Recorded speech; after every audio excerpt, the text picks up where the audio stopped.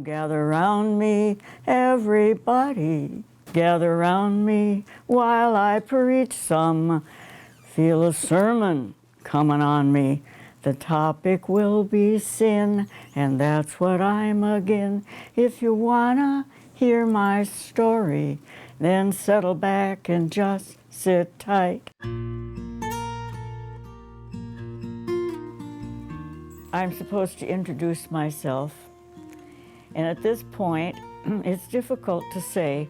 When I meet people, I either tell them I'm old and grouchy, or I'm young and beautiful and I'm a liar. But my name is Shakti, Parwha, Kaur, Khalsa. Shakti, read that prayer. I want you to share a prayer with me. Blessings, blessings, and blessings.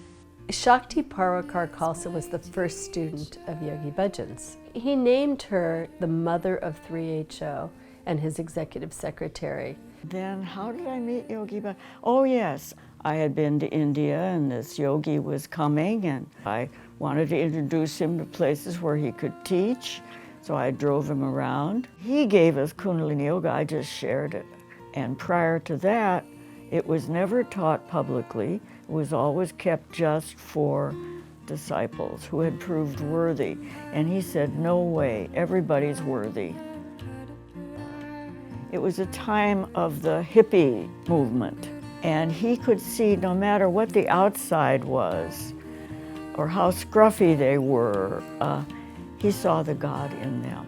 He says, if you can't see God in all, you can't see God at all. I could see people changing, and they kept coming back, and it became very popular. And he told me, he said, someday this is going to spread all over the world, and it has.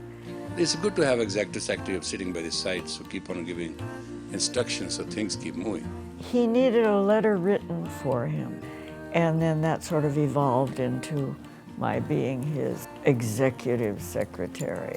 He told me about what he called the 3HO, and I said, oh, people will think that's some kind of a religion. I used to argue with him about everything. But to be healthy, to be happy, and I objected to the word holy because I thought it sounded sanctimonious.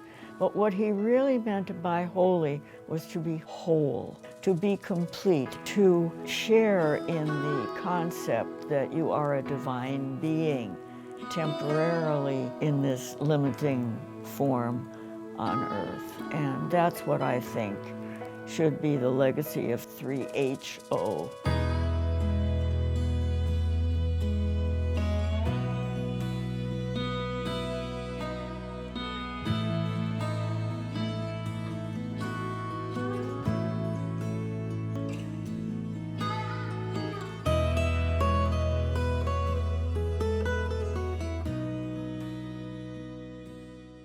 You've got to accentuate the positive, eliminate the negative, and latch on to the affirmative, and don't mess with Mr. In Between.